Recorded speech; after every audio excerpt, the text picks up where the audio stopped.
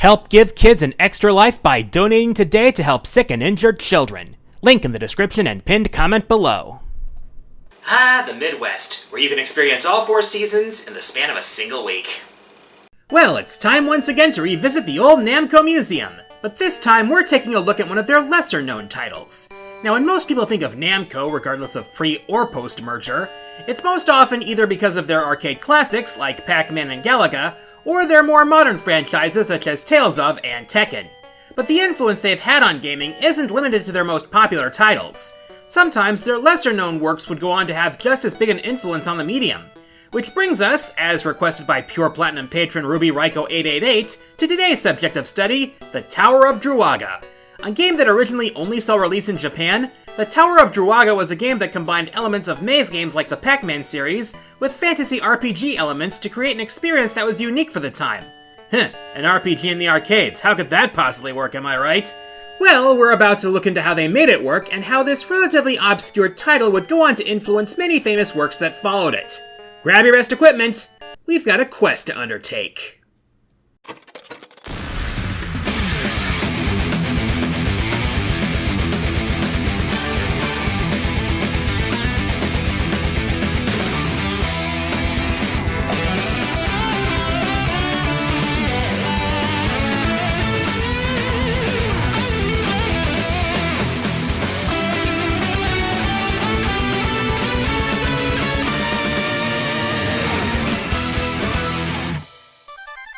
The story behind the development of the Tower of Druaga actually begins following the release of Xevious, a game which I covered previously during the Gashat saga. According to the developer of the game, Masanobu Endo, his single biggest regret with Xevious was that you could play forever on a single coin. With that under consideration, he wanted his next game to have an ending, and thought players wouldn't mind as long as that ending wrapped up the story and gave the player a sense of accomplishment. Inspiration would strike on a trip to America, where Endo would purchase a copy of a certain tabletop game. Yep, that's right, it was Dungeons & Dragons. Even back then, D&D was a big influence on gaming. On top of that, there was another RPG that was popular at the time that helped inspire Endo, Wizardry on the Apple II. I hear that game recently got a remake. Is that any good? Has anyone played it? Well, anyway, upon returning to Japan, Endo started making an action RPG, but upon completing it, he decided that the RPG elements for the prototype were too heavy for arcades, and decided to go in another direction. The second prototype would be more action-oriented with various puzzle elements, being made on the same hardware as another Namco game, Mappy, which featured vertical screen orientation with horizontal scrolling. The story was inspired by various Sumerian, Babylonian, and Mesopotamian myths, with characters named after various deities and heroes from these myths. In order to promote the game, dioramas with cardboard cutouts were used because the company's president at the time, Masaya Nakamura, hated manga. The music for the game was composed by Junko Ozawa, who got her start with Gapless in 1983, and created an original sound driver just for this game. The Tower of Druaga would release in Japan in June of 1984, though it wouldn't see release outside of Japan for many years until 1997, with the release of Namco Museum Volume 3 on the PlayStation 1. So let's pop a quarter in the slot and start this baby up! Now, during the Attract mode, you can see a very abridged version of the game's story. So this evil demon known as Druaga stole this super important blue crystal rod. The fair maiden Kai was tasked to retrieve the rod, but was captured as well. So now the brave knight Gilgamesh must fight like a man. Or a lady. Or a lady who dresses like a man. Whoops, that's completely the wrong Gilgamesh, sorry people. Anyways, this Gilgamesh is a brave knight in golden armor so that you know he's the protagonist. And it's up to him to scale the tower's 60 floors, inspired by the Sunshine 60, which was once the tallest building in Asia, slay the vicious demon, save the girl, retrieve the sacred relic, and bring peace to all the land. As you start the game, you are greeted with a heroic fanfare as you enter the level. Each floor's layout is random, but the number of enemies is always the same.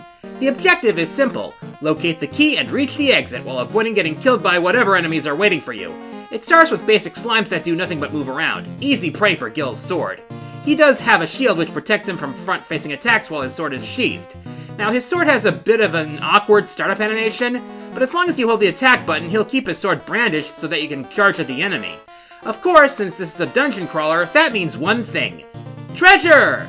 Most floors have a treasure box which contains an item, and they don't appear at random. Here's the thing: Each floor which contains a treasure has a specific objective which must be completed in order to obtain it. The first floor, for example, has a bronze pickaxe, but to get it you need to kill 3 green slimes. And that's on top of getting the key and finding the exit before time runs out. Oh, I'm sorry, did I forget to mention that there's a time limit? If you don't finish the floor in time, you start getting chased by invincible will-o-wisps. And Gil's movement speed when the game starts is slower than molasses running uphill in January in Milwaukee. Trust me when I say you'll want to get the boots on floor 2, because the added speed is more or less essential.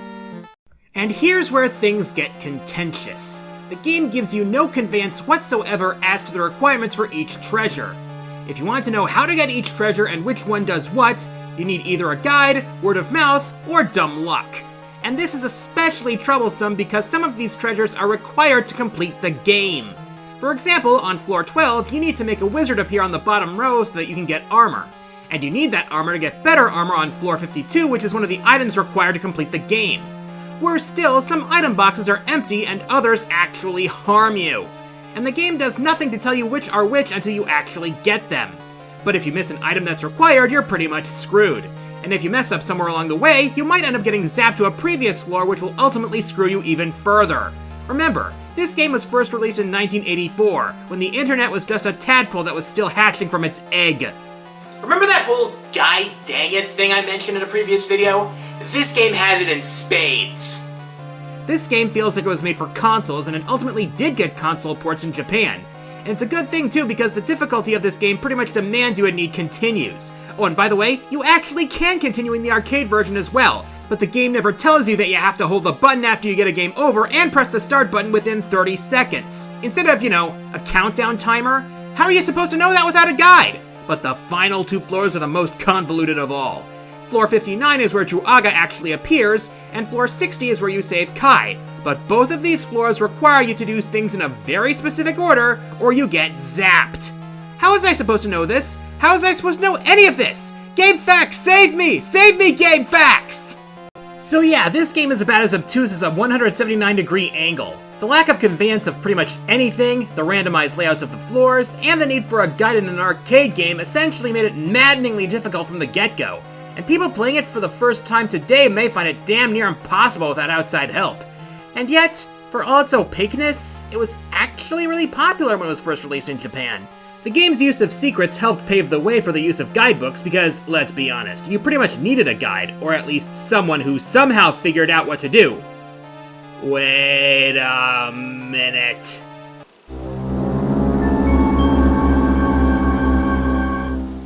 Oh my god, this game was engagement farming! Yeah, the use of hidden items and secrets was actually a big part of the game's popularity in Japan. Due to how everything was hidden, players would get together to share what they knew and found during their playthroughs in hopes that someday, someone would finally uncover the secrets they needed to conquer the tower. I wonder just who was the first person to figure out how to clear the game. That may have felt good at the time, but as someone who first learned about the game through emulation years after its initial release, this form of community building feels like it was forced to shit. As though it was made with one of its purposes, besides sucking up your quarters, 100 yen coins, was to get people talking about it, as a means to get more people playing it and make more money. Holy crap, that is absolutely devious. But here's the problem. If you want a community to keep talking about the game, it needs to be organic. Make the game fun to play, get people talking about how fun it is, and let the community grow that way. Like Street Fighter 2, Donkey Kong, or heck, if we're gonna go through Namco's catalog, Pac-Man or Galaga come to mind. But somehow in 1984, it managed to work. The idea of a dungeon crawler in arcades was fresh at the time. I mean, stuff like D&D isn't exactly the easiest thing to translate to an arcade format. I can think of a couple of examples that worked. In fact, another patron has requested one of them, but seeing it the way that the Tower of Druaga did was honestly a breath of fresh air for the period. Not to mention, for its time, the presentation was great. The music in the game had that high fantasy heroic vibe to it, from the in-game music to the jingle when inserting a quarter. The graphics also really captured that dungeon feel, which was impressive for an arcade game in the early 80s which wasn't Dragon's Lair. Don't mind me, I'm just adding another game to my to-do list. There were many ports of the game in Japan, including for the Famicom, Game Boy, and PC Engine.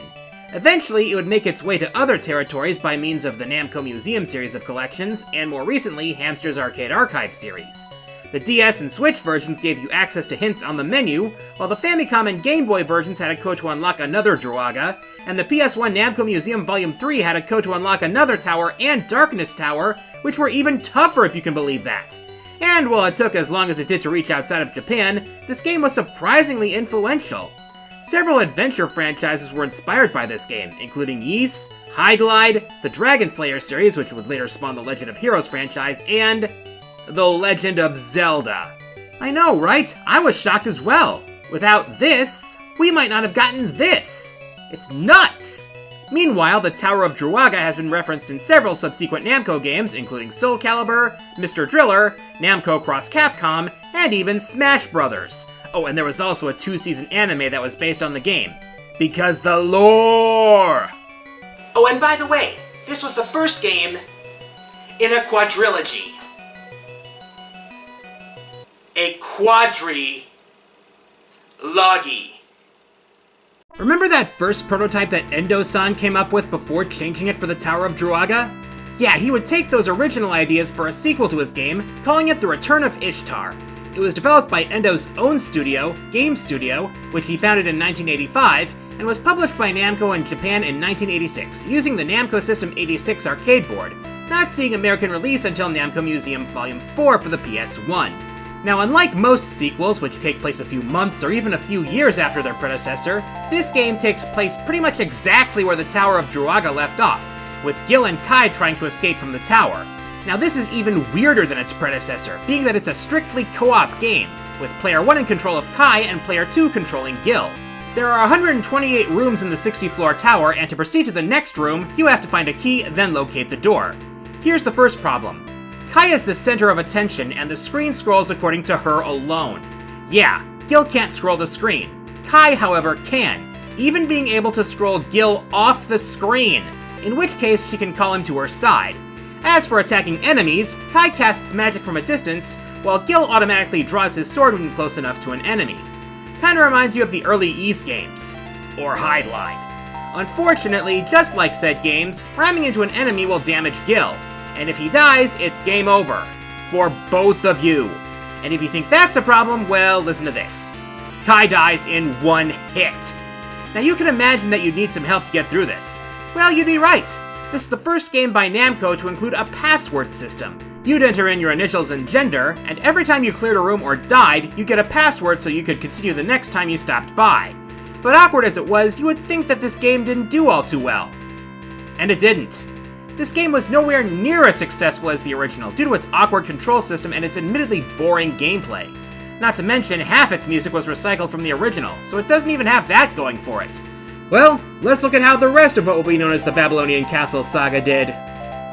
The third game in the saga, The Quest of Kai, released for the Nintendo Famicom in 1988 in Japan, was very different for two key reasons. First off, this was actually a prequel to the Tower of Druaga, with Kai in the starring role. Yeah, this lady had Peach and Zelda beat before they even existed. Get good, Nintendo. The Attract mode actually gives more of the backstory behind the tower. It was originally made by the Sumerian Empire after they conquered the Kingdom of Babylon so that the invaders could steal the Blue Crystal Rod, but it was destroyed by the sky god Anu in retaliation before Druaga rebuilt it and claimed the rod for himself. Kai was tasked by the goddess Ishtar to scale the tower and retrieve the rod from Druaga. The game chronicles her doomed attempt to retrieve the rod, which, well, I just told you where that all leads. But the other oddity about this game is, it's a platformer. So we went from a dungeon crawler maze game to a co-op action RPG to a platformer. See, Kai was given this tiara which effectively allows her to fly. And by fly, I mean it gives her a super floaty jump where you essentially control the height. However, there's one problem. Kai has no means of attacking or defeating enemies, and one hit kills her, taking away a life. So it's not just any platformer, it's a puzzle platformer. You gotta get the key in each floor and then reach the exit, all while avoiding all sorts of enemies, projectiles, and other obstacles. Also, you need to be careful with your jumping because bumping her head on the ceiling would cause Kai to get stunned for a brief moment. There are also treasures scattered about, but they only work on the floor that you're on. Every so often, Ishtar would give you some advice, from the basics of the game to more specific obstacles and enemies on later floors. It never got a release outside Japan, not even on the Namco Museum archives, but translation patches do exist, so if this sort of thing interests you and you can find a ROM, I say go ahead and try it. Now, while you could probably complete the first 3 games in this saga without knowing Japanese or finding a fan translation, such a task would be quite impossible for the finale. The Blue Crystal Rod, also known as The Destiny of Gilgamesh, was released in 1994 for the Super Famicom. And the reason that you'd need one of the two is because it's the most story-intensive of the lot by far.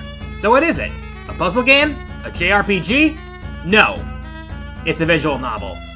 Yeah, we went from dungeon crawling to co-op dungeon crawling to puzzle platforming to picking between choices in a prompt. The story follows the conclusion of the Return of Ishtar, with Gil and Kai working to return the eponymous rod to Anu way up in the sky. The means by which they do so depends on your choices and takes the duo through a variety of locations. And typical of visual novels, there are numerous endings to the game. The total number of endings is over 40. Actually, I take back what I said earlier. I don't even know if a fan translation for this game exists as of yet, and I looked for one. And while this is officially the last game in the saga, there have been a few spin-offs, most notably Nightmare of Druaga Fushigi no Dungeon, released for PS2 in 2004, 1 year before the popular Pokemon Mystery Dungeon games. And yes, this game was known for being wickedly difficult. Mystery Dungeon games have gotten quite better since then, Pokemon or otherwise. Now, there were other spin-offs as well, mostly online games, but even with all that, the only game that many people remember out of this whole saga, if at all, was the original. Yeah, it was the first, but there were a lot of interesting ideas in this game. Granted, not all of them were exactly graceful, and the lack of conveyance in the game makes it hard for newcomers to approach, but for what it's worth, it was a valiant attempt at a legitimate adventure from an arcade game. Not to mention, the fact that it would go on to influence many adventure and action RPG games is something to be commended. Even if it would frustrate the living daylights out of you. Good thing we have the internet today. I guess it just goes to show you that even if something isn't necessarily good, it doesn't mean that it can't have a positive impact on things. Even if there were some bumps in the road, the Tower of Druaga, and the Babylonian Castle saga at large for that matter, helped lay the groundwork for some major gaming innovations. It's basically a case of respecting the legacy, while not being afraid to call out where things went wrong. I'm the Quarter Guy, and until next time, the arcade is closed.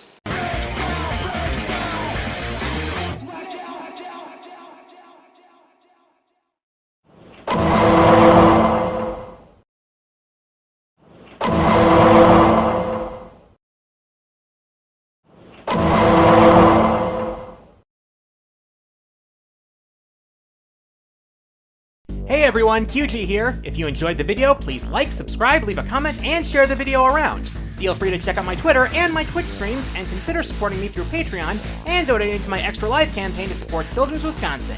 Thanks for watching.